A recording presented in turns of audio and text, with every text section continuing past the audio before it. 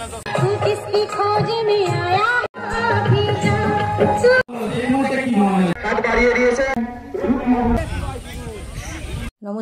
কেমন আছেন সবাই? আজ রবিবার, বাজে এখন 3:30। আজ হচ্ছে হরিশপুর ফুটবল গ্রাউন্ডে তৃতীয় রাউন্ডের খেলা। চলে এসেছি আজ একটু তাড়াতাড়ি, সেই জন্যই পুরো মাঠ ফাঁকা ফাঁকা লাগছে। যদিও এখনও দর্শকরা সব আসেনি, সব আসছে ধীরে ধীরে। আজ একটু আমরাই তাড়াতাড়ি চলে এসেছি, ভালোই হয়েছে। চলুন নদীর ধারটা থেকে একবার ঘুরে আসি। এই যে নদীর ধারে রয়েছেন ভগবান রামচন্দ্র আর তার ভক্ত হনুমান। প্রত্যেক বছর যখন রামনবমীতে রাম পুজো হয়, আমাদের এই হরিশপুরের মধ্যে এই ফুটবল গ্রাউন্ডে রামের পুজো করা হয়। আর তারই সাইডে রয়েছে এই যে পাকার ঘাট। আর এই পাকার ঘাটে যে নদীটি দেখছেন, এই নদীটি হচ্ছে রূপনারায়ণ নদী। এই রূপনারায়ণ নদীর ধারেই হচ্ছে যে আমাদের ফুটবল গ্রাউন্ড। আর নদীর ওই পাড়টা হচ্ছে হুগলি, এই পাড়টা হচ্ছে যে মেদিনীপুর। এটা পশ্চিম মেদিনীপুর। পশ্চিম মেদিনীপুরের মধ্যে হরিশপুর গ্রাম, হরিশপুরের গ্রামের এটি ফুটবল গ্রাউন্ড। এইখানে প্রত্যেক বছর ফুটবল খেলা হয়। আপনাদেরকে আগেও ভিডিওতে বলেছি, কয়েকদিন ভিডিওতে দেখিয়েছি। চলুন, যে কটা দিন খেলা হবে সে কটা দিন আমরা মোটামুটি আসবো বলতে আমরা প্রত্যেক বছরই আসি।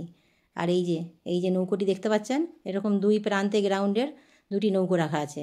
যখন বলগুলো নদীতে এসে পড়ে তখন ওনারাও রেডি থাকে, তৈরি থাকে, সঙ্গে সঙ্গে একদম নৌকোতে করে গিয়ে বলগুলো কালেক্ট করা। প্রত্যেক বছর এরকম নৌকো থাকে, আর নৌকোতে দুজন করে সদস্য দেওয়া থাকে। ওনাদের দায়িত্ব সহকারে ওনারা বলগুলি কালেক্ট করে তুলেও দেয়। এই খেলাটির মধ্যে ওনাদেরও বড় ভূমিকা রয়েছে। তো আজ মাঠের মধ্যে প্রচণ্ড রোদ থাকলে কী হবে, নদীর ধারে মাঠটি হওয়ার কারণে বেশ বাতাস দিচ্ছে, তো বেশ ভালো লাগছে, রোদটা আর গায়ে লাগছে না। চলুন ওইটা যে সাইডে যাই, ওইদিকে আবার মহিলা দর্শকদের জন্য তো আকর্ষণীয় খেলাটি প্রত্যেক দিনের আয়োজন রয়েছে। ওখানে কুপনটি লিখাতে হবে।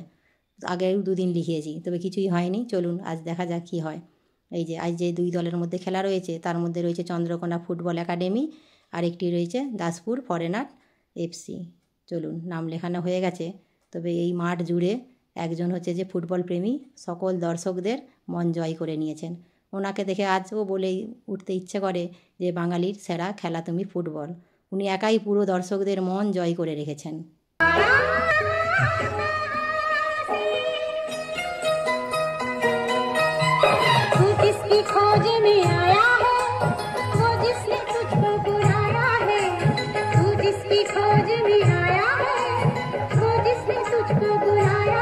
ওনার প্রতিভা দিয়ে উনি বুঝিয়ে দিলেন উনি কতটা ফুটবল ভালোবাসেন। চলুন, ভালোই হয়েছে। যতক্ষণ না খেলাটি শুরু হচ্ছে সকল দর্শকদের মনটি জয় করে রেখেছেন। তবে ফুটবল টিম, রেফারি সকলেই রেডি হয়ে গেছে। খেলাটি এবারও শুরু হয়ে যাবে, আপনারা লাইভে দেখে নেবেন।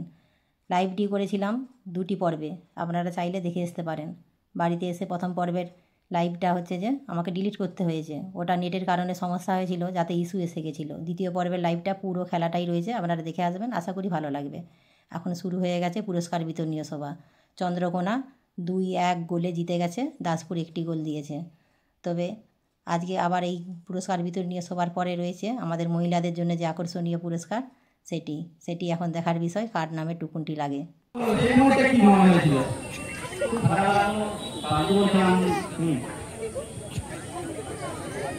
পরবর্তী ব্যাচ সম্বন্ধে কি ভাবছেন? নেক্সট সেমিফাইনাল আগামী সামনে কয়েকদিনের মধ্যে এই টিমে থাকবে না, টিমে কোনো চেঞ্জ হবে? সেমিফাইনাল অনেক টাফ হবে, এই টিমে থাকবে, এই টিমে রিটেন করবে। ঠিক আছে, ধন্যবাদ। Best of luck. Next match আরেকটি আছে আপনার কার্ড।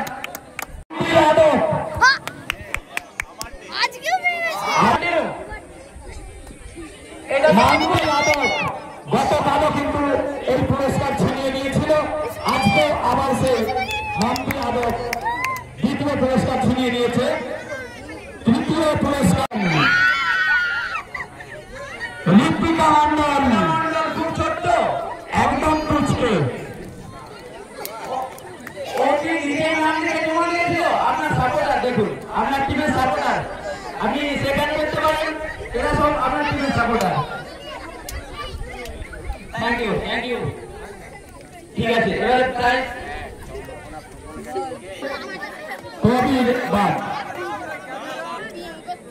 মাম্পি আদক পুরস্কার তুলে দিয়ে সৌমেন কর্মকার।